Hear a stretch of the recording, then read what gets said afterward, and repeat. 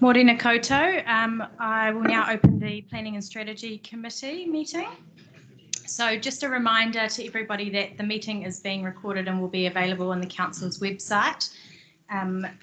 We have got some health and safety requirements to quickly run through.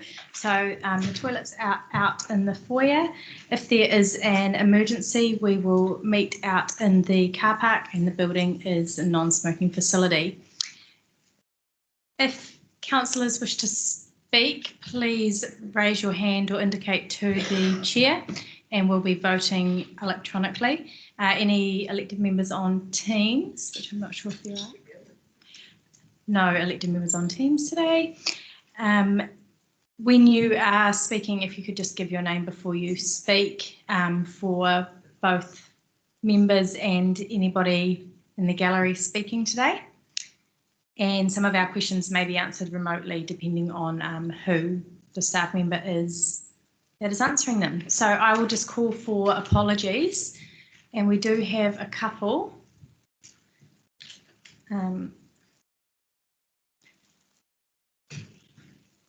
So we've got a apology for lateness from the Mayor, the absent on Council business, and apology from Councillor Finlay, who will be late. Are there any other apologies? Great, I will move those, seconded by Councillor Meehan, thank you. And I will invite you to vote.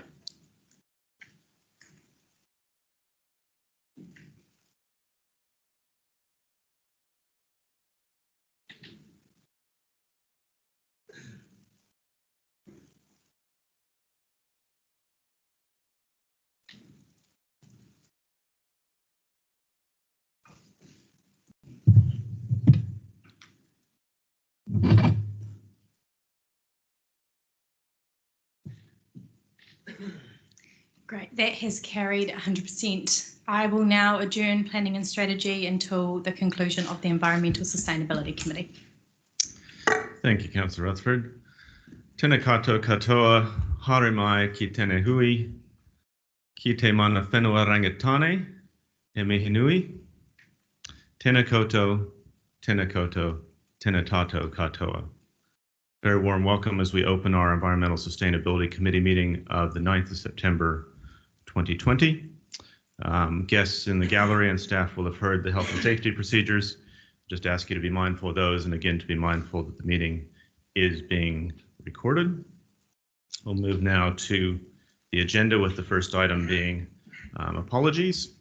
And we have apologies received from the Mayor, early departure on Council business, and Councillor Lou Findlay.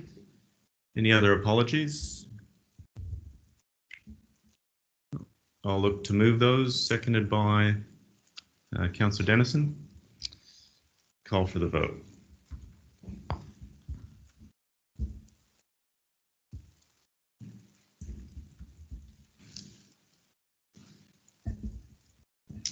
And that's unanimous. A second item, notification of additional items. I've not been made aware of any. Moving to declarations of interest. Appear to be no declarations of interest. Which moves us on to public comment. We have two public comments today, and the first, sorry, we have no public comments. Moving now to the presentations. The first presentation from Horizons Regional Council, we have Dr. John Roygard, Group Manager, Natural Resources and Partnerships, and joined by Chair of the Regional Council, Dr. Rachel Keedwell. So very much looking forward to hearing from you this morning. There's 10 minutes available for presentation. I don't know if we'll have the traffic lights or if you'll just be able to keep track of that time yourself. But over to you, and looking forward to hearing from you. and just check the microphone.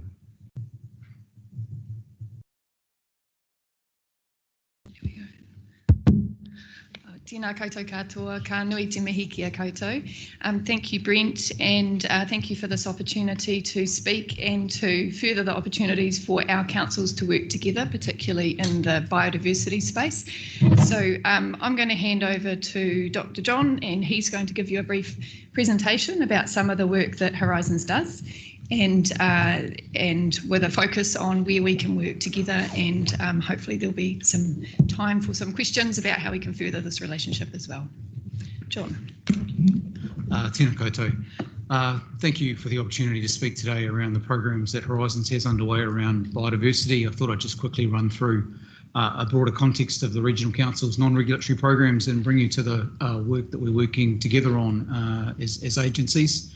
And hopefully highlight the opportunity for Pncc and Horizons to work more closely into the future around biodiversity work. Just a little bit of regional context, a little bit of a snapshot here from our State of Environment report. The region is approximately 2.2 million hectares, and we are spread quite far and wide across that area of the North Island, as you can see. And as you can see across the landscape, there are approximately 220,000 people in our region, and more than half of those live in Palmerston North and Wanganui. There's a range of iwi groups and a lot of biodiversity work that's undertaken across the region, including the area that DOC administers. What I'll do, councillors, if that's okay, is move through what our agenda will be for today, which is, having discussed that with Chair Brent, we've come up with 3 or 4 topics, one of those being just a quick overview of our non-regulatory programs, where we're working together in biodiversity partnerships work, the COVID recovery funding that Horizons has received, and the alignment of our programs jointly.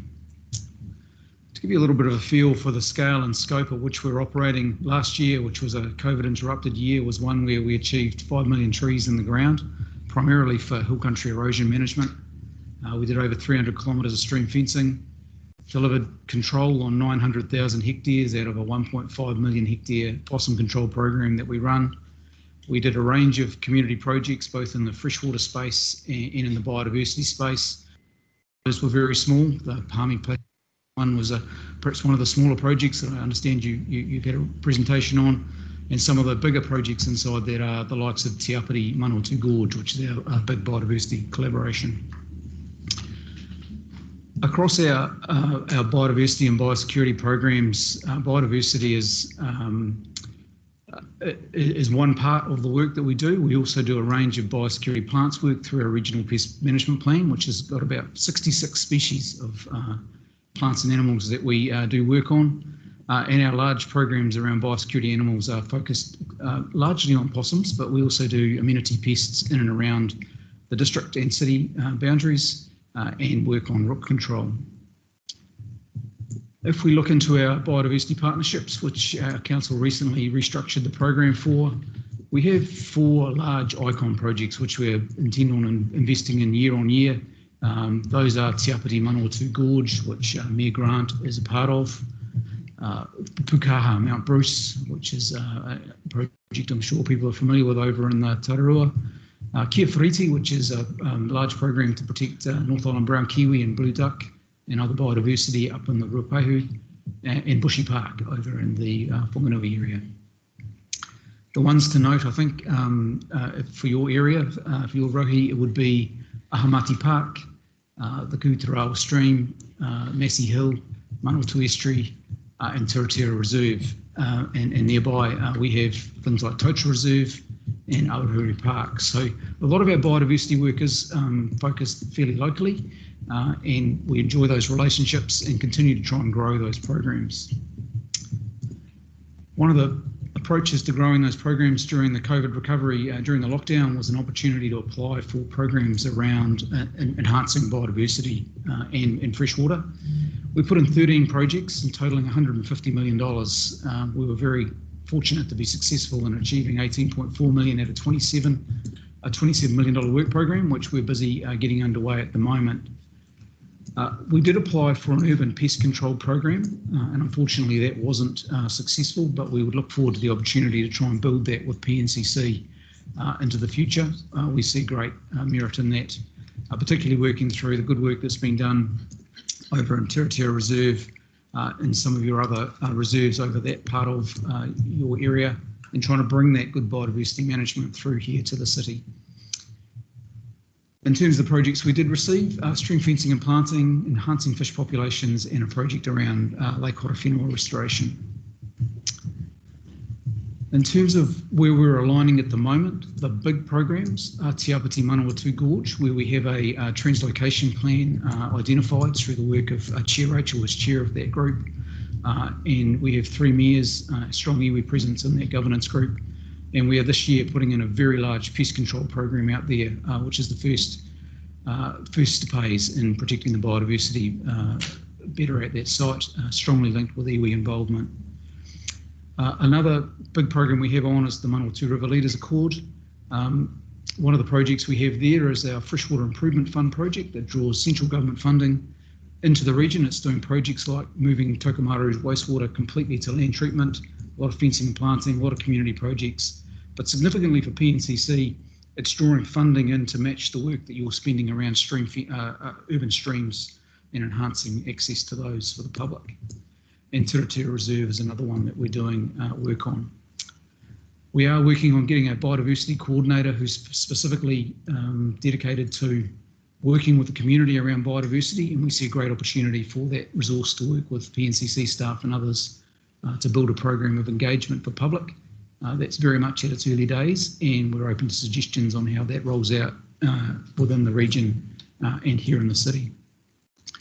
With that, Chair Brent, I'll hand over to Chair Rachel for any final remarks and welcome any questions. Thanks, John. So that gives you a pretty high-level summary of the work that we're doing and some of the work that we have in common. I think there's a lot of work that we do where there's operationally we're already working together. So as an example, your urban eels project, you would have received advice from our specialists in the freshwater area. There's Logan Brown and Abby Matthews. So that sort of relationship is working really well. But what we'd really seek is how we can take a step back and look strategically. Are we heading in the same direction? Can we incorporate this thinking into our long-term plan processes as to what your desires are and how that can work with where we're going and the funding that we've got for the projects, and potentially looking at if there is other government funding coming, how we can be ready to go with projects set up where we can apply for that funding. So happy to take any questions. Thank you both. We've got a number of questions, starting with Councillor Butt. Thank you, Mr. Chair, and thank you, Rachel and Dr. John. Probably in the first slide, you said the 1/3 of the area is covered in native bush. Is that the 1/3 of the forested area or the whole 1/3 of the whole region? Number two, is there any change in this area in the last 10 years? And what are you planning for the next 10 years? Increase or decrease or maintaining the same area? So I think broadly about 1/3 of the region is in its native cover. That may be forest, it may be like the desert road, it may be a different type of environment, but it's in its native cover. I don't have up-to-date statistics on how that's changing over time, although I do know Horizons has just recently completed a land use map, which we'll be sharing with our councillors in November as a part of our Environment Committee, and would happily share those results here with the PNC councillors as those results come to hand about how they've changed over time. All right, thank you. Thank you, Mr. Chair. Councillor Harpenden. Thanks, Mr. Chair. Thank you, John and Rachel. You talked about 5 million trees being planted, which is fantastic. What part of Horizons are they being planted in? So right across the region, whether it's through riparian planting jobs here in and around the city, or predominantly in forestry that is being done across the region, heavily into the Wanganui, Ruapehu and probably Tararua, in fact, areas, largely on steep hill country land for erosion control. Thank you. The Mayor. Thank you, Mr. Chair, and my apologies for lateness. Welcome. Couple of things. with Te Apiti, which I'm familiar with, the Manawatu Gorge project, are there partners in that? Who's involved in that? Good question, Your Worship. So there's a range of partners in there. So we have strong iwi representation from Rangatane, Tamaki Nui Arua, Rangatane from the Tararua side, Ngāti Kahanunu, and Raukawa. We also have, obviously, Palmerston City Council, who are one of the largest funding contributors to the project, Horizons Regional Council, obviously. We also have Tararua District Council and Manawatu District Council, Department of Conservation, and we get support from NZTA, New Zealand Transport Authority, and Kiwi Rail. I mean, it was great to see all these biodiversity projects and really good to hear the great work that's going on. Are you aware of Mass University's Botanical Gardens project, which is very much a research-led project, but there's real opportunities there. Are you aware of that one? Yes, so both Chair Rachel and I have spent considerable time with the team around the Botanical Garden concept. Horizons has a strong history of working with Massey University around the restoration of the Tiratea stream, and we've been doing a lot of work that I guess builds some foundation around that, as has Pncc. So yeah, we're supportive of the project and have offered some conversation with them around how we can contribute, and look forward to seeing the idea develop further. Great, thank you. Thanks. Question from me, if I might at this stage. Just wanted to pick up on your point around the Jobs for Nature, that you went in for the funds for an urban pest control approach, that wasn't supported. Just wondering, is there anything practical that we could do to strengthen our hand collectively if there was to be another tranche of funding come available, either stimulus or otherwise? My view, based on these, is to have projects that are investment ready. There's clearly opportunities into the future for further work and further funding rounds that will occur. We know of a range of those over the next 6 months. But at this stage, the Urban Pest Control Program is perhaps a mere concept, and we could do some work together to develop that into a bit more of a business plan and understand how it would roll out, what the financial needs would be or what the options would be around that. Do some work with the community to understand what the level of buy-in might be, perhaps work with some of our community groups locally to find out how we'd roll out such a program so that it is investment ready. Great, thank you. Don't appear to be any further questions, so thank you both for being here this morning and speaking to us, and appreciate the time you've taken. Thank you. So moving to the recommendation in front of us, that the committee receive the presentation for information. I'll look to move that, seconded by Deputy Chair Councillor Rutherford, and open it up for any comments.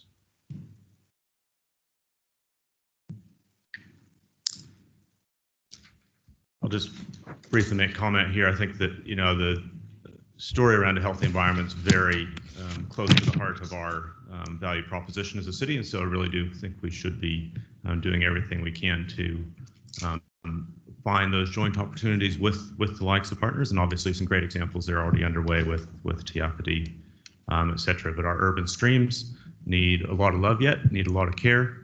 And a lot of those other biodiversity projects could also use a boost as well. So very much welcome the notion of getting some investment ready projects scoped up, so that should there be more funds available, we're in a stronger position to attract those. We obviously have the Tiratea wind farm coming online soon, and an opportunity there to think about what's done to enhance biodiversity with that wind farm activating. So we'll leave it there and ask for the vote.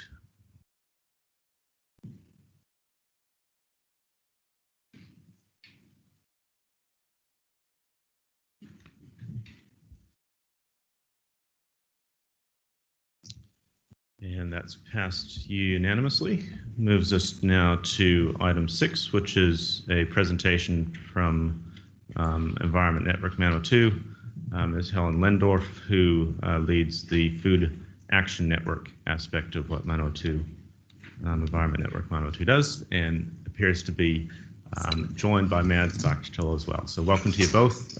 10 minutes and the time is yours.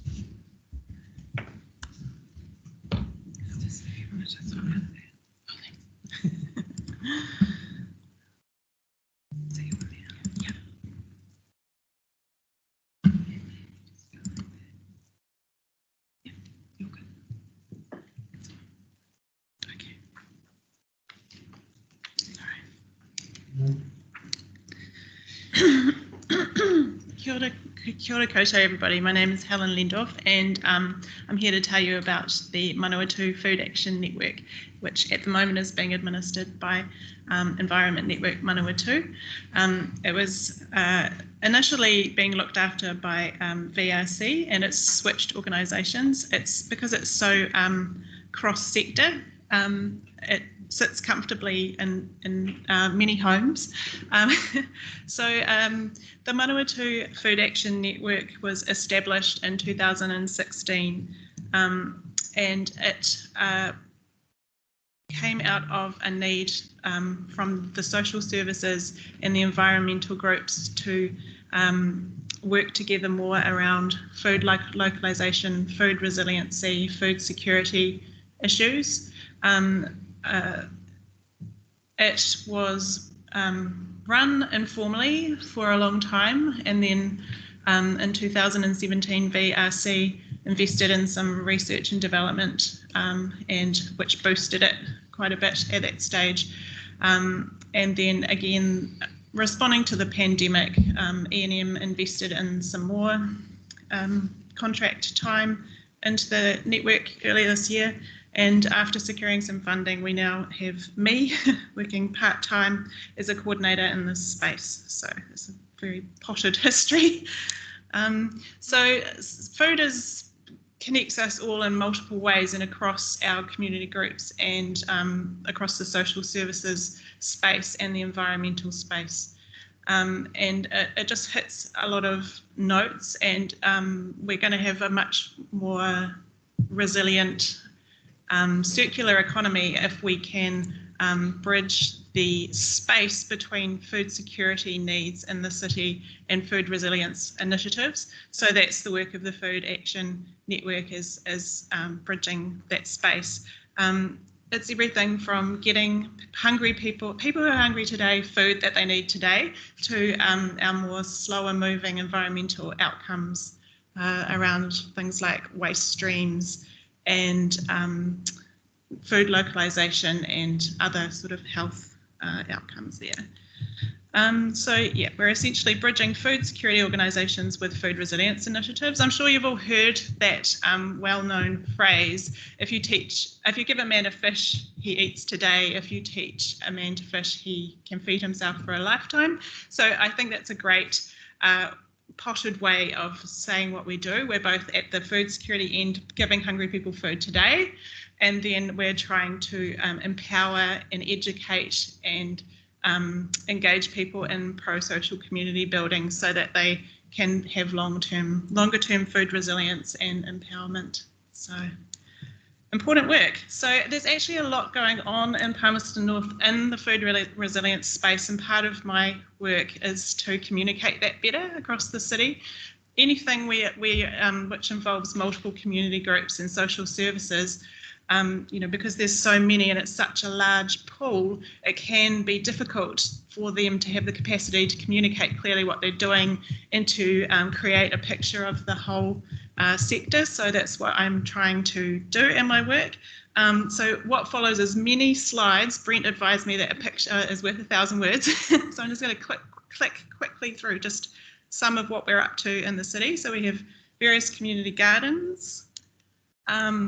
That's Martin and, I know Martin is not in Manawatu, but Martin and Fielding there. Food education community groups, like Super Grands, Hands-on Food, Plant to Plate Aotearoa. Our food banks and our food rescue initiatives like Just Zilch, and there are other things happening there in the list. Harvest capture, and food waste capture. We have a strong community fruit harvest group in the Manawatu citrus season at the moment, and they've been delivering boxes and boxes of beautiful healthy citrus around our schools, our food banks, Just Silch, our sharing shelves, and other organisations. Open pantries, pātaka kai, and sharing shelves. Pātaka kai and it's just another word for open pantries. Now these are, and because we're in this pandemic environment, these are popping up like popcorn at the moment. We've had some for a while, like the Pātaka Kai Memorial Park and the one in Ashurst, but just in the COVID environment, I think there's 4 that have popped up since. So the food security need is growing and growing. We have 2 community fruit orchards, which are entirely initiated by the communities they've sprung from. Things I didn't have pictures from. We have lots of faith-based ministry work around food, informal school and workplace produce sharing, local iwi mutual aid and community care work, and then of course your sort of green dollars, crop swap, seed sharing, etc. Things where we share the harvest. I don't know if you know, but we have seed libraries in the Fielding Public Library and the Ashurst Public Library. I'm just in talks with getting one into Central Library. So yeah, there's a lot happening in the food resiliency space. I'd be happy to talk to any of you about it for hours if you're interested. I'm very passionate about it, but there's a potted glimpse. So here's where we're trying to do better in our food resiliency space: communication, bridging food security with food resilience, and a really important thing is not duplicating efforts, so bridging across organisations and across groups.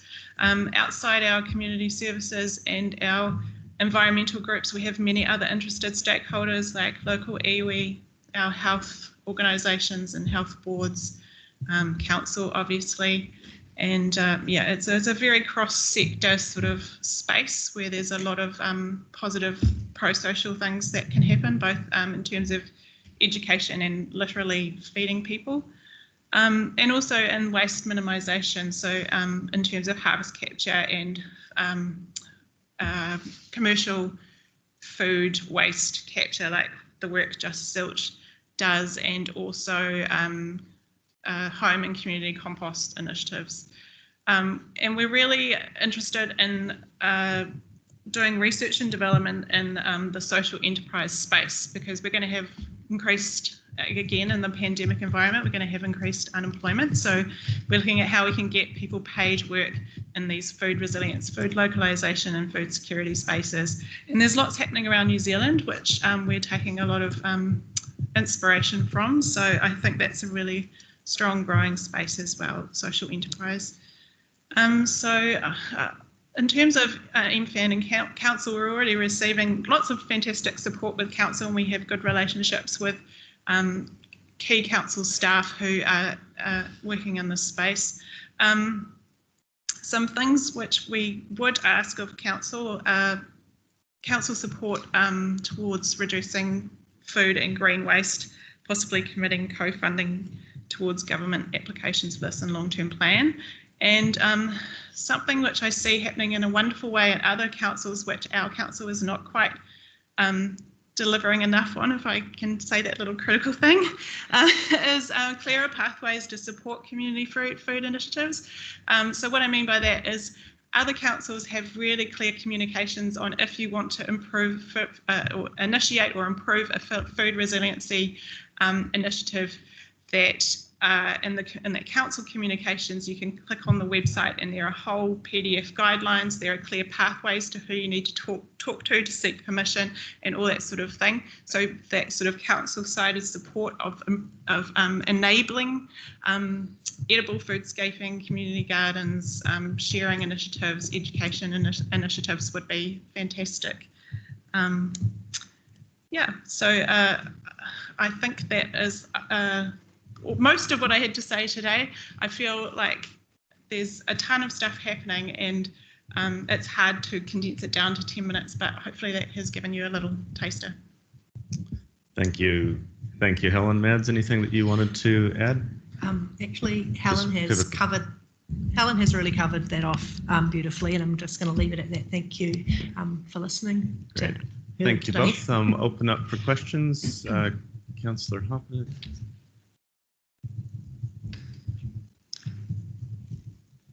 Sorry, Councillor Hoppert. Thank you, Mr. Chair. Thank you very much for your presentation. I just wanted to ask a question around how you fundraise for some of your initiatives. How we fundraise? Do you mean the community groups? Or yeah, and in terms of some of the, I know you talked about co-funding and getting funding from the council, but how do you go forward in terms of your fundraising for some of your initiatives?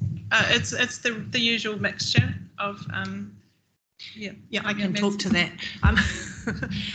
We get grant funding from, like Helen said, the usual mixture, lotteries. If it's a small thing, pub charities and things like that.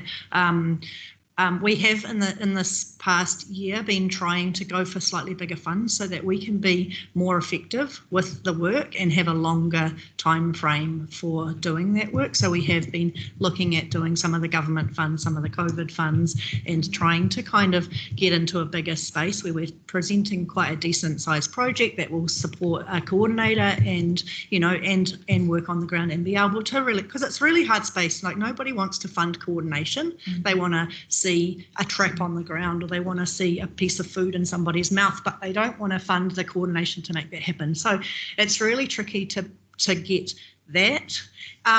So we're looking at, if we look at the bigger funds, there's funding for that. But what that requires is for council or for other parties to come on board, because the government doesn't want to fund it all. They want us to either put our own money in, which of course we don't have. We rely on council. So it's about co-funding is what we're kind of talking. And particularly post-pandemic, there seems to be a real, looking at all the funding applications, there seems to be a real emphasis from central government on proving these maps, improving these alliances, improving these cross-sector pictures.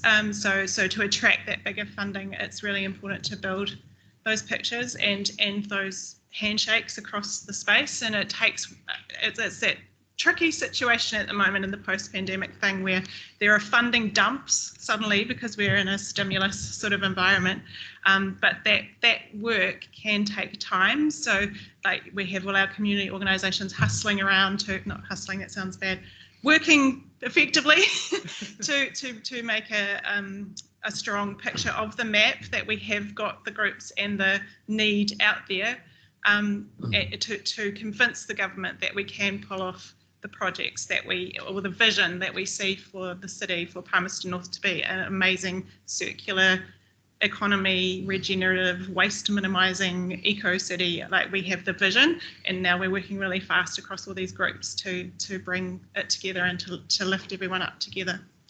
Thank you for the answer, and thanks for what you've done for the city. Thank you.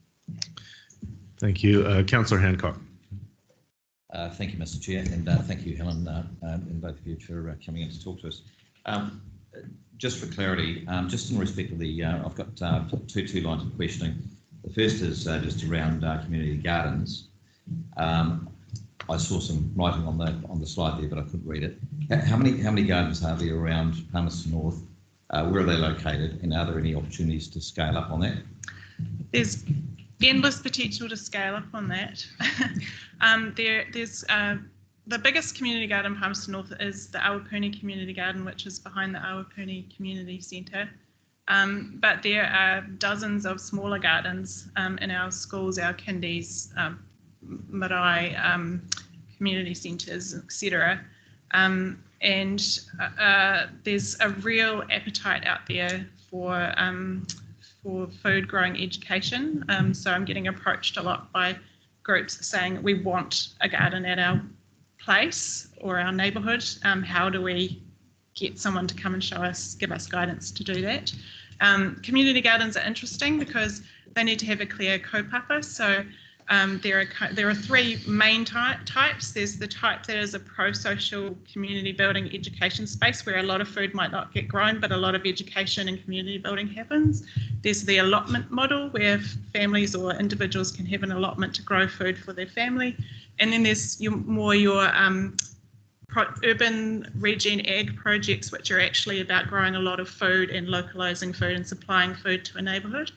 So yeah, so community garden is this like umbrella term, but there's a lot of different needs that can be met depending on the kaupapa of the particular community garden. I hope that answers a little bit. Thank you. Part of what I'm going to be doing, sorry, just to jump back in, is to make that clearer. So this sort of thing I've showed you here, we're going to be developing a food resiliency directory. So I can just say here, go to this one website and you will see a clear picture of how many there are. So that's part of the work. That's part of the communications work. Thank you. If I may, Mr. Chair, just following on from that.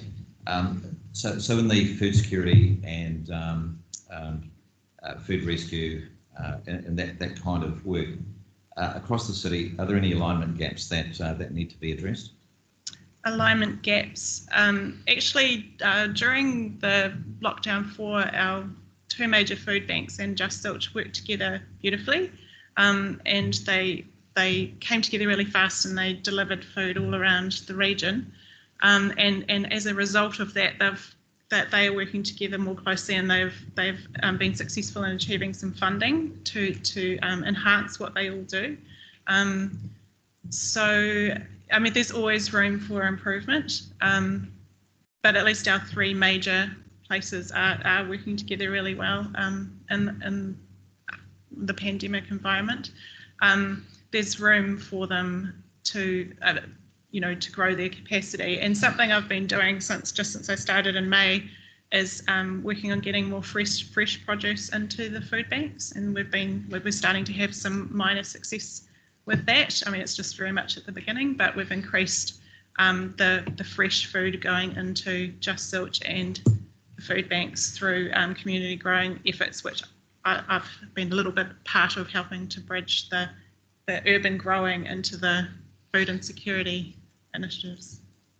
Great. Thank you. Thank you, Mr. Chair. Yeah, thank you. Councillor Dingwall. Thank you, Mr. Chair, and thank you, Helen and Mads, for coming and talking to us today. I'm super excited about Food Action Network. I think it's a great idea. And so a lot of my questions have been answered, but I'm just looking at how, with all of the community gardens that we have in the Pātaka Kai and the different sort of siloed ones that we've had previously before Food Action Network was established, there's a lot of rules that come along with each of those different kinds of setups, isn't there? And so with that and the directory that you're looking at putting together, would that be explaining more to people about how to get involved in these projects and what the rules for each of the different areas are? Yeah, that's a great question, and that's a really important part of the comms work of MFAN, because like when I was talking earlier about our request to council about clearer pathways from the council facing side, I mean, we also need to do better from the food resilience side in terms of inviting volunteers and people that are keen to get involved, because you're right, it isn't entirely clear who needs what where. So part of the directory will be not just the information about where it is and what it is, but if you are interested, go here. If you're more interested in this, go here. That kind of pathway information we see is really essential to growing the whole sector and strengthening it. Cool. And then, because another one of the things that I ended up looking at recently was the Rosalind Berm gardens. And so are you doing much work talking with council about how that that's a fabulous example. That's the Mohiki Community Gardens. So that's a community garden based around a street. It's a highly localized garden, and the gardens are grown on the berms of the street. So it's small garden beds, fruit trees, and shared composting. It's a fantastic model. It's a visionary model, and we see it as a model that could work really well in some of our areas in the city where there's food insecurity and people want to come together and learn skills. So yes, we are working with Mohiki Community Gardens. We think it's a fantastic model that really is achievable for people who don't have a lot of spare time and money for getting gardening in their backyards, coming together to garden in the berms together and grow food together. And we're hoping to simulate that model in other parts of the city where there is interest in growing food but not capacity to get it going for themselves. So, yeah. Cool. A couple more, if I may. Sorry. So also around the just thinking about the community composting type initiatives, what happens to all this food when it doesn't actually get used? So some of it goes to just silage, but if we don't end up being able to give it to community members who actually need it, what happens to all? Sadly, it goes to landfill, and a huge amount of landfill is food waste. So that's an area that we're really interested in developing, and I'm working with a couple of people to come up with some ideas for us to do better with that, to intercept food going to landfill. So improving our composting percentages, and also exploring social enterprise models for community composting. Awesome. And so when you're looking at funding of all of these different projects and things that you're doing, are we talking millions of dollars, or, you know, what kind of ballpark? If Palmerston North wants to meet the ideal of becoming the eco-city, you know, that we of our dreams, with, you know, circular economies, highly localized food, nobody goes hungry, regenerative urban agriculture, then yes, you're talking millions of dollars. But I totally see it as achievable, especially given our geography. We're a flat central with a clear heart, a flat city with a clear heart. So I think it's very, very achievable. I think we could absolutely pull it off with the right funding. And so how much money are we spending in this space at the moment on that you guys are spending in this space? Fumes. We're running on fumes and love. How much is E&M spending on the Food Action Network? We've got $20,000 to spend on Helen's wages this year. 20,000. Yeah. Yeah, I know. It's a bit of a leap, isn't it?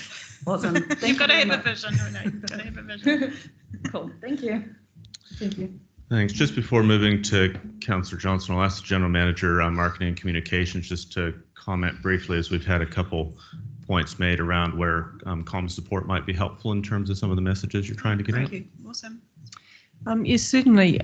There's lots of opportunity for council to support the work you're doing, utilising our communication channels, and that's also emphasising a lot of work that's been done in the food space across the city. So I'd be happy to have a chat to you after the meeting and talk about how we can support the work that you're doing, particularly in and around the food resiliency directory and other parts of the work that you're doing, so we can get the communications of the good stuff that's going on out there and getting more people engaged in the work you're doing. So it's exciting.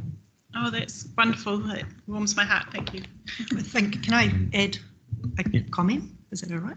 I think that one of the things to improve what Palmerston City does, or as a council, it could be to look at things like Wellington City Council and Christchurch and Dunedin and Nelson. They all do amazing work for that, and it does come through their comms. But what I think for you guys as a council is setting the strategy to make sure that comes through at the officers level. So saying we want a city that is, you know, food resilient. We want a city that has opportunities for people to engage in community gardens so that they do have better health and well-being and social outcomes. So that's kind of what we're asking, is from your level of setting strategy, you know, what can you guys do to improve that for the city so that it comes through?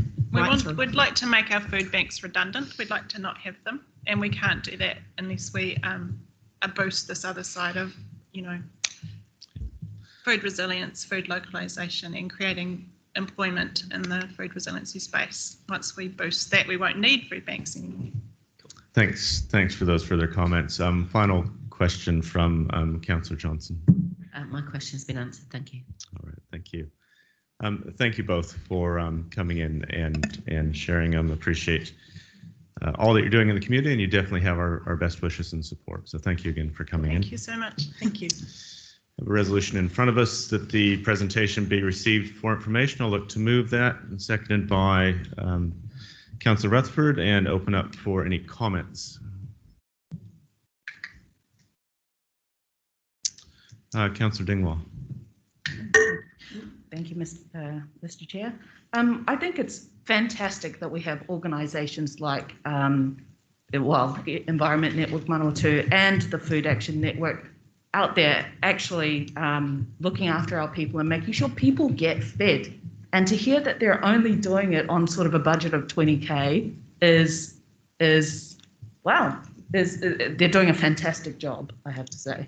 And so I would be quite keen to see more collaboration with council and more work in this space to just get more of this moving. You know, there's so many different organisations that are trying to feed the people, and it'd be really cool if Pncc could be a leader in this space as well and making sure that everyone is fed. So, yeah, thank you, and amazing work you guys are doing on basically zero budget. Great, thank you for that comment, and we'll just add as well a great appreciation to the Food Action Network for what they're doing. A lot of opportunity to pilot things at a community level that can actually get us quite a long way, and good to hear that there's some opportunities around where our comm support can help get some of the good news messages out there and help with the wayfinding for people that are wanting to do more in this space. So again, best wishes to Food Action Network, and you have our full support. So thank you again. I'll call for the vote.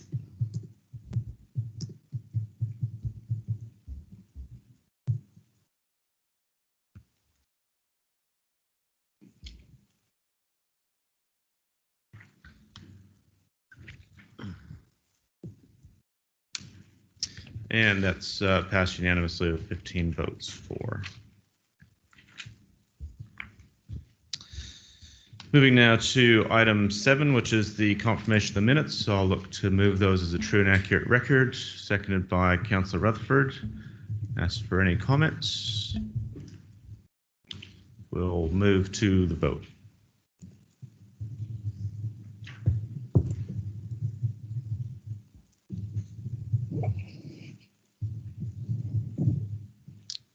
And that's passed 14 in favor with 1 abstention.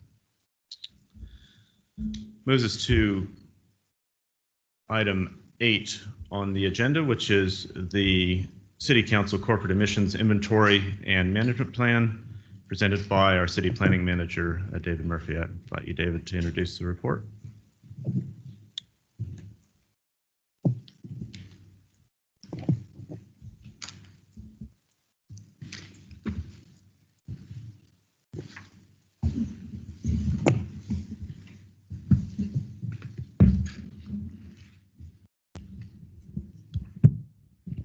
Kia ora koutou councillors.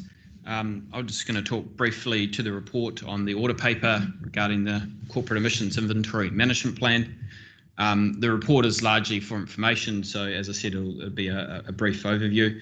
I guess the key point I'd like to highlight is that we've achieved a 20% reduction in our carbon emissions between 2015-16 and the end of 18-19. That's something I think the organisation should be incredibly proud of. I think we will be, the indications from our certifiers that we'll be close to hitting our sort of 10-year target at the end of the 3 years, and that's for the organisation, of course, not the city. So that's substantial progress. In terms of the certifier that we work with, to Carbon Reduce, they have over 300 organisations on their books, and we have been identified as one of their top 10 reducers of emissions. So as I said, I think it's something the organisation should be incredibly proud of. There is a emissions management and reduction plan attached to the report. I guess I stress that this is a plan that is based on long-term plan funded actions. As you would expect, it's not a case of the provider or person, to Carbon Reduce sort of coming up with a plan. The plan is based on the decisions you make as council that are informed by the LTP. The report or the memo provides some indications of what's next. Of course, we're heading into a long-term plan cycle, so that's an opportunity for the council to reassess where it's at and consider further investment in this area.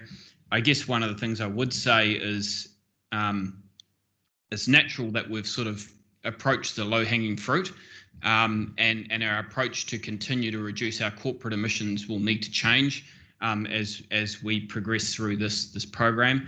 And we have been thinking about what that means, and of course we've been developing asset management plans and programs and plans, and we're also looking at putting up a carbon fund for you to consider as part of the long-term plan, given that a lot of those low-hanging fruit have been picked.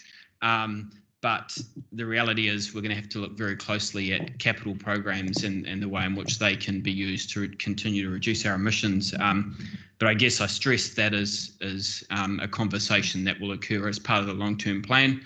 We have workshops in a couple of weeks on a variety of plans, including a climate change plan, and staff are incredibly busy preparing and finalising asset management plans, budgets, programs, and those sorts of things to inform that process. So happy to answer any questions. Thank you, Mr. Murphy. Councillor Johnson. We do have a number of questions, Mr. Chair, so happy to be interrupted if you want to give the floor to someone else. Thanks, David, for the report. I just first of all wanted to ask about the landfill methane emissions. Do you know how many years have been calculated for the effect of that? Are we using a 100-year effect? I can't answer that question today. Unfortunately, our senior climate change analyst is unavailable today, and he's our technical expert in this area. I'm sure you'll appreciate it is a highly technical area. We have one resource in that area, and unfortunately, he's unavailable today. Okay, but would you be able to provide that information at a later date? Okay, thank you. I have got more questions in that vein, so that answer might come back again. But anyway, given that the landfill is a major contributor to our emissions, are staff working on any kind of further mitigation that we could use on the current landfill, or is that have we reached the optimisation of what we can do for the landfill, I suppose? My understanding is it is talked about on page 4 of the report, where it says effectively that, where is it? A major upgrade in 2016 allowed for gas from the adjacent Awapuni landfill to be used to power the plant, substantially offsetting the plant's emissions. The current wastewater treatment. My understanding is there's not a lot more we can do with the landfill, but again, I can. I'm not sure whether Tom has anything to add to that. Or Mike. Sorry, wasn't expecting that question. Yeah, so can you get on the microphone, Mike? Welcome to the table. Thank you, through you, Mr. Chair. So the response to that is the landfill gas is monitored by staff up at the Awapuni site, and the gas wells are tuned to get the best possible gas extraction from the landfill, which is then piped down to the wastewater treatment plant and is utilised in the biogas engine at the wastewater treatment plant. That's the only management of the emissions that we can that we can kind of tell you about today. Okay, I'm happy to have more information brought to us later. That's fine. I'll move on to another area if that's okay.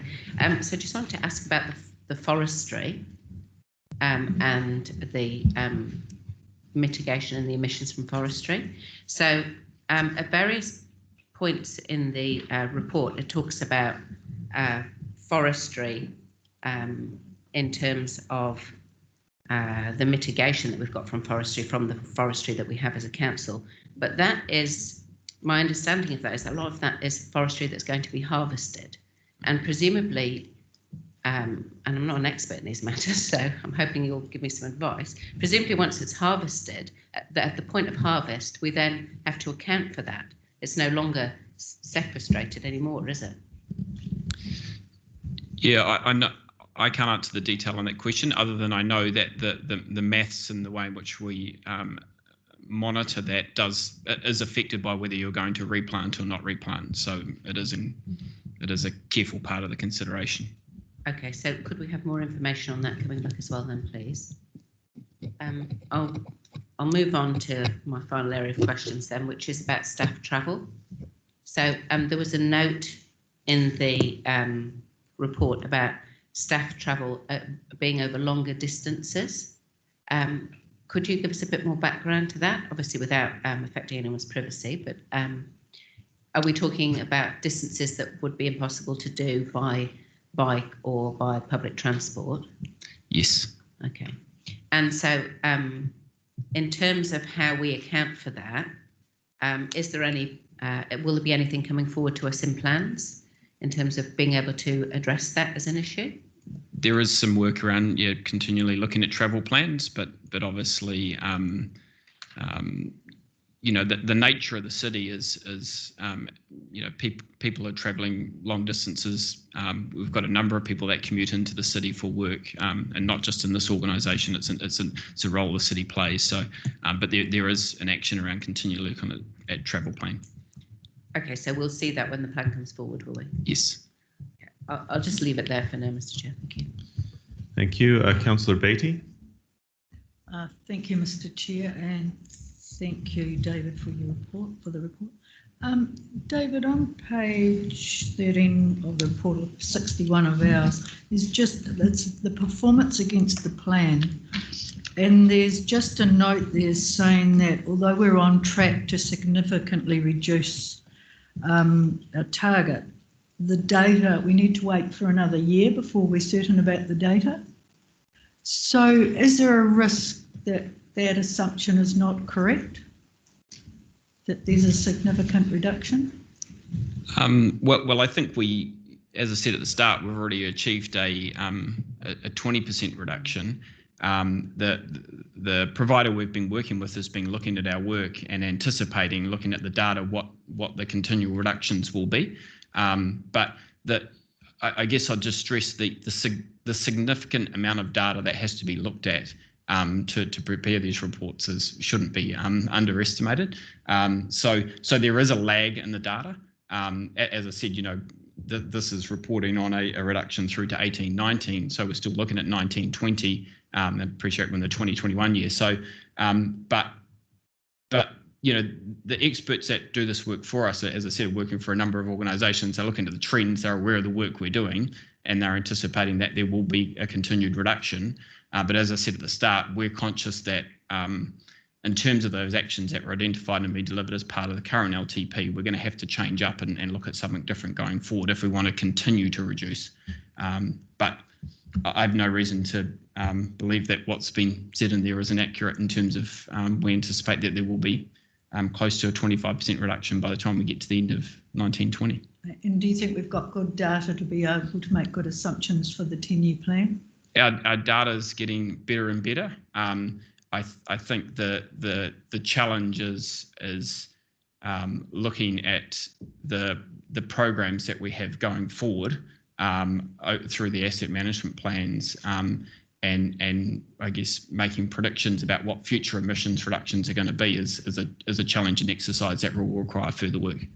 Okay. And another question, if I may. This is just one around. We provide e-bikes in custom services area which don't get used. Is there ways that what are the barriers that's stopping those bikes from being used? I'd probably challenge the fact that they don't get used. I was at a meeting yesterday, meeting at the regional, well, it's today, Wednesday. I was at a meeting at the regional council on Wednesday, and a staff member arrived on one. So as an example this week, I mean, yeah. I mean, we can certainly look at ways to encourage and promote staff to use them more, but I think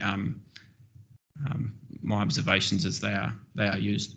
It's just my observations are not. So is there some reporting that we could get to be able to actually report exactly to? I'm sure we can get some data on how much they're being used. That there's a booking system for them, so we can look at that. Thank you. Thank you, Councillor Butt. Thank you, Mr. Chair. Probably I've got too many questions, so I'll try to ask a few of the general questions and then we'll discuss the technical things when the technical advice is available. Is that the right way? Okay, so let me start. I'm not sure whether I should say congratulations on these reductions or not, because I'm not still sure where these reductions have come from. So can you please tell me which are or what are the sectors that we have achieved the maximum of reductions? So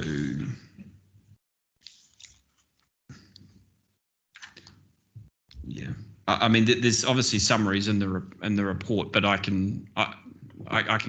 to come back to you on that. I couldn't find them in the report. That's why I asked the question.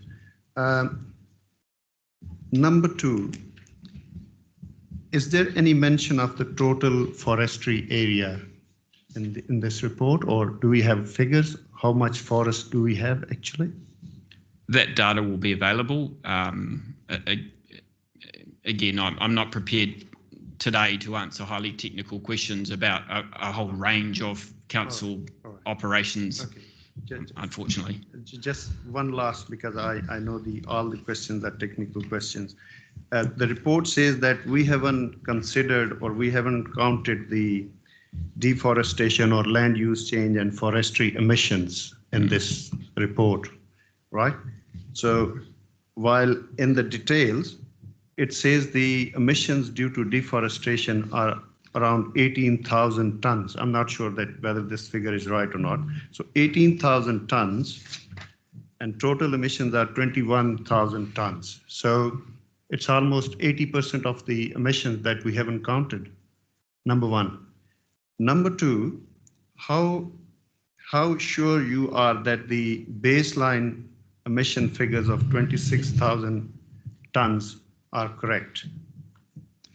I guess what I'm here today, I guess what I would emphasise is that our emissions reductions are externally certified by a nationally recognised provider. We've reduced our emissions by 20% as certified by an external provider. And I think if there are highly detailed, I mean, this is an incredibly complex, highly detailed area where there is an enormous amount of data that feeds into this, and I'm just not in a position to be able to answer those questions today. All right. Thank you, Mr. Chair. Councillor Rutherford. Thank you, Mr. Chair. Thanks, David. Hopefully you can answer my question. I've just got one. When we look at the top 5 contributors in regards to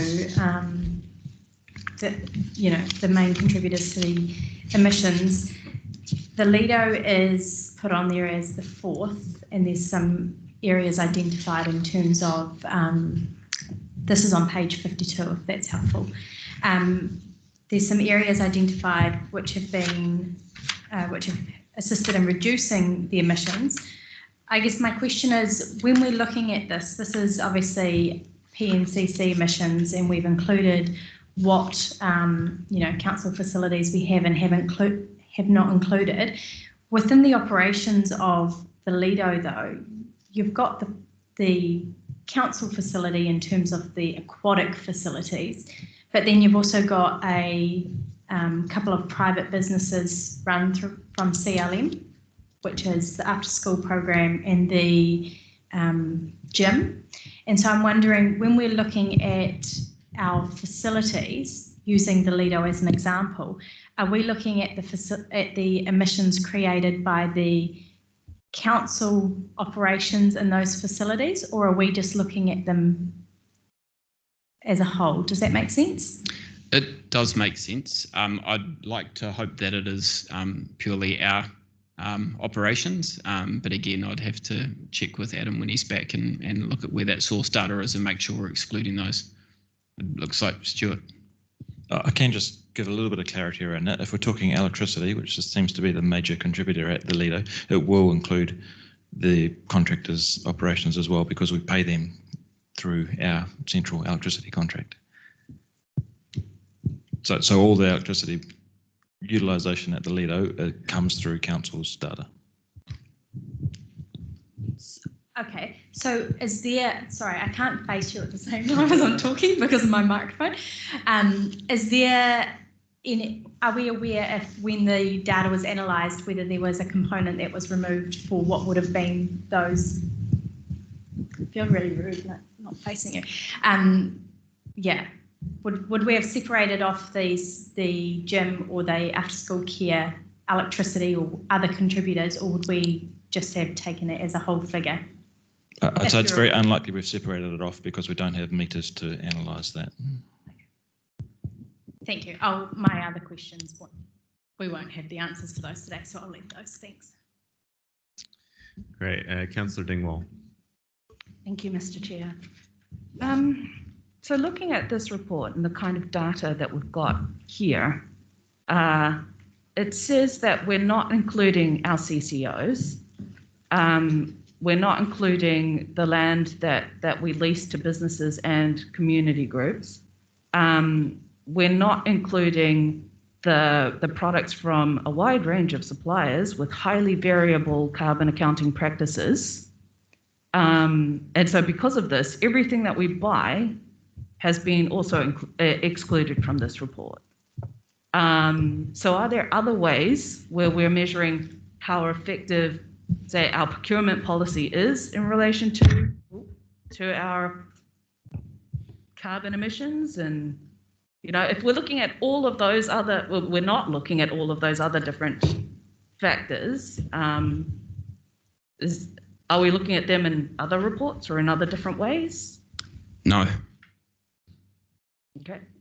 And then on page 44, it tells us that the majority of our CO2 reduction should be viewed as a consequence of the outsourcing of municipal waste management since the closure of the Awapuni landfill, rather than a result of an actual reduction in greenhouse gas emissions. So when you're looking at that, what is Pncc actually doing to reduce emissions, I guess, aside from the landfill? We've done a range of initiatives and summarised in the plan. Okay.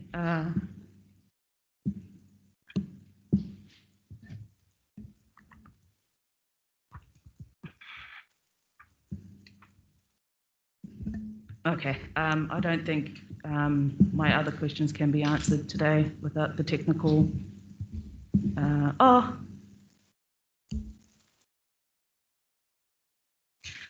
So earlier today, we heard from Horizons about having projects that are investment ready. Are there projects that we could do in Pncc to sort of get us a bit more closer to having net zero emissions by 2050 or 2030? So, as I said at the start, there's a significant amount of work happening at the moment on asset management plans, budgets, programs to inform the LTP, and we're looking at putting up a carbon fund to accelerate emissions, which you can consider as part of the LTP process. It's a significant fund, significant cost, and that will allow us to look at ways to drive emission reductions further.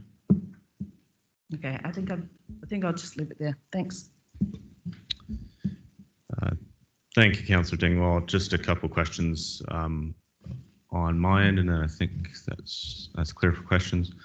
Dave, just wanted to pick up on your point around these plans being derived from the LTP, and just to then understand whether it's then possible to derive a forecast going forward for the length of the LTP, and acknowledging that there would be greater uncertainty in the out years.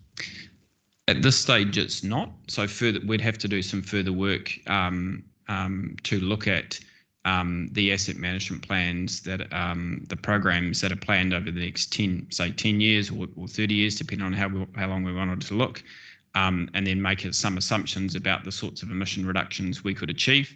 And as I said, we've been looking at that as part of the LTP, and but certainly there would need to be a specific budget and a specific program to be able to look in more detail and make those forecasts going forward.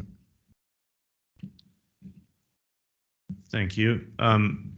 Second question that I had was just around the in-house goal of being carbon neutral by 2050. I think that's a long-standing goal that certainly predates the LTP. Do you happen to know when the carbon neutral by 2050 goal was set by council?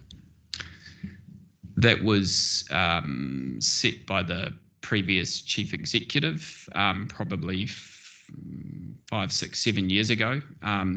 I think that's something we could clarify through this LTP process. I think there's been some uncertainty about the 25% reduction by 2028 in the LTP as to whether that's encapsulating both the citywide and corporate goal. So I think that's something that we could clarify as part of this upcoming process. Thank you. I think that's it for me for questions. Thank you. It looks like we're there in terms of questions. Thank you, David. For... Yeah, and just apologies that our climate change analyst could not be here today. It's but we'll make sure we follow up with those detailed questions. Yeah, understood. Just move to the General Manager, Marketing Communications, briefly for a comment before proceeding. Yeah, through you, Chair. Just in terms of responding to Councillor Dingwall's question around targeting social and environmental impacts through the procurement policy, I just note we have a report due in November this year, which will provide the draft procurement policy targeting social and environmental impacts, which may assist in terms of answering that question for you. Great, thank you. Mr. Chair, I'd just like to indicate I'd like to move a procedural motion under Standing Order 3.12.1. Thank you. So I see a note here to that effect, and I believe that may have originated from Councillor Rutherford. So we've obviously felt the absence of the subject. In that case. We've obviously felt the absence of the subject matter expert here. I'll just ask Councillor Rutherford if you'd like to speak to this. So under Standing Order 3.12.1b, I'd like to move a procedural motion that the report lie on the table until the full council meeting later this month.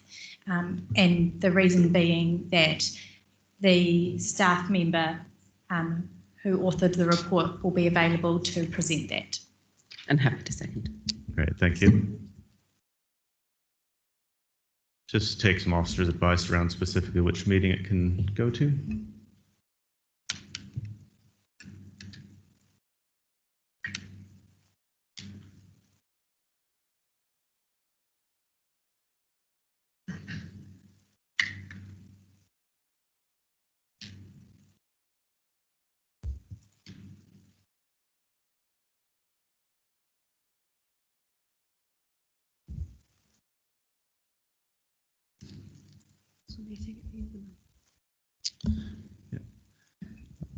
Thank you. So we have a proposal to move this to the council meeting at the end of the month. We got words able to come to the screen to that effect.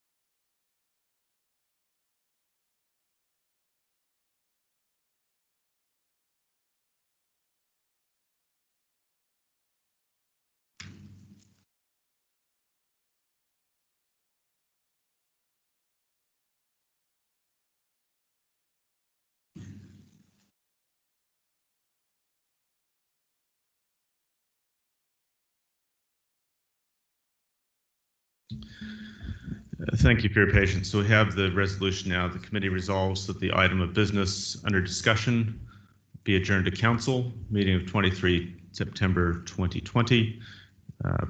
Moved by Councillor Rutherford, seconded by Councillor Johnson. As it is a procedural motion, I'll call for the vote.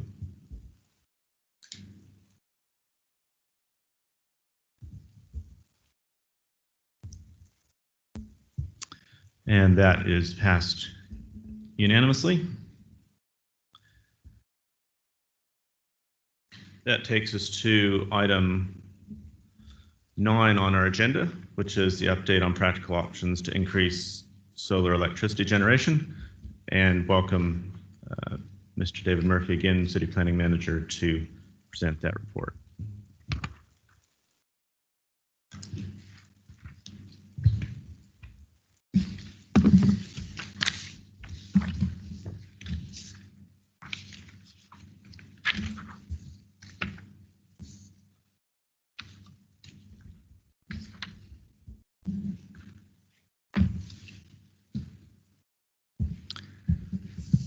Kia ora koutou. So this is a report back on a resolution from earlier in the year that the Chief Executive investigate practical options to increase solar electricity generation on both council-owned and private property in the city. So dealing first with private property, as you'll see, the report indicates that the evidence suggests that I guess taking a proactive approach to solar should be thought about really hard as part of the low carbon roadmap that we're developing for the city, rather than a sort of a individual decision made in isolation from that process. The evidence is that solar may not necessarily be the best investment in Palmerston North in New Zealand if we're thinking hard about how we spend our dollars to best drive carbon reductions. So that's the first point. The second point, in terms of council property, this requires further work as part of the asset management plans and LTP process. We have commissioned a piece of work. That piece of work was done by a provider of solar. And as it happens, as we analysed their assessment, for some buildings, they were predicting that we were going to save more electricity than we actually used on those buildings, because I guess the message here is, if you're wanting an independent assessment on the viability of solar, getting people that sell solar to do that may not necessarily be the best option. So rather than bring that report to you, we weren't confident that it was accurate. So that requires further work and will continue to be looked at as part of asset management plan process. As I said, with the wider role of council in terms of solar across the city, we suggest that is looked at as part of the low carbon roadmap. You'll see that we've recently launched the Palmy climate calculator, which is encouraging people to get in and understand our citywide emissions and what policy options are required to reduce our emissions across the city. The community engaging with that tool, that will then be used to develop the low carbon roadmap, which will be brought back to council, and obviously solar can be considered as part of that. If the council does want to make a decision about looking at some options to promote solar, we have completed a high level analysis of the options, from council promoting solar PV, which is just education and promotion, a subsidy, loans, deregulation, or doing nothing as an option, I guess. So yeah, happy to answer any questions. Great, thank you, Mr. Murphy. Question from Councillor Dingwall. In terms of the low carbon roadmap, what's the actual timeline on that at the moment? Where are we at with that? So unfortunately, it was delayed due to COVID, like a number of things, but we have put the Palmy climate calculator is out now. So once people engage with that, we anticipate sort of working on a draft between now, a draft low carbon roadmap by early 2021. Okay, thank you. Thanks. Just a couple of questions on my end. Thank you for the report, David. In terms of the council sort of incentives in the community, understand that you're wanting to fold that into the low carbon roadmap. Just conscious that some other councils in New Zealand are sort of active in this space. and wanting to understand if we'll be engaging with those councils to understand what's working and what's not from their perspective. We'll certainly happy to do that as part of the low carbon roadmap, yes. Thank you. And in terms of the asset management planning side of things, will we be considering retrofitting energy systems ahead of schedule to be more proactive in terms of addressing the emission side of things, or is it simply looking at end-of-life replacement at this point? I'm not sure whether Tom is able to answer that. One thing I would say is that's one of the things we're looking at the low carbon fund to be able to support to drive those changes earlier. And again, that's something that can be considered as part of the LTP. Through you, Chair, they explore all options, so not just the end-of-life replacement. It's how we can retrofit stuff, or how we can, use technology to reduce. Great, thank you. Appears that that's us for questions. I'll look to move the recommendations on the screen, seconded by Councillor Rutherford.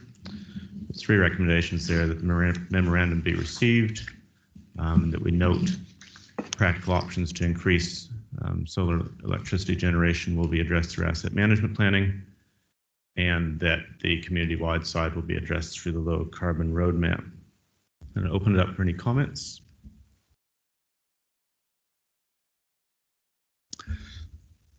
Just briefly, I'll comment before the vote then. I do think that we have some real opportunities here, and obviously we're early on in exploring those, and do appreciate the officers' efforts to ensure that the advice that they bring to us is robust and not simply a sales pitch from a commercial operator, and look forward to seeing that more robust advice arrive in due course. We've just, actually deferred receiving the emissions profile, but the emissions profile that we were just inspecting showed that electricity was a major source of our council emissions, and one where I think there will be some opportunities in due course. And looking forward on the community side to seeing what we can do in terms of that full range of options through our asset management planning and engagement with the low carbon roadmap as it comes to fruition, and pleased to hear that that's coming along early in the new year. So I'll ask for the vote.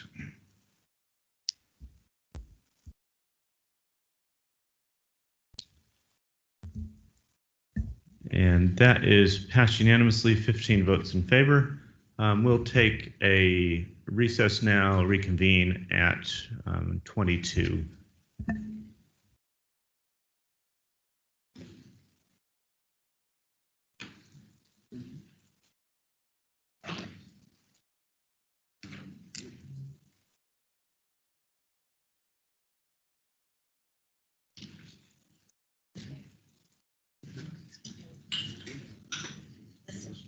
Mm-hmm.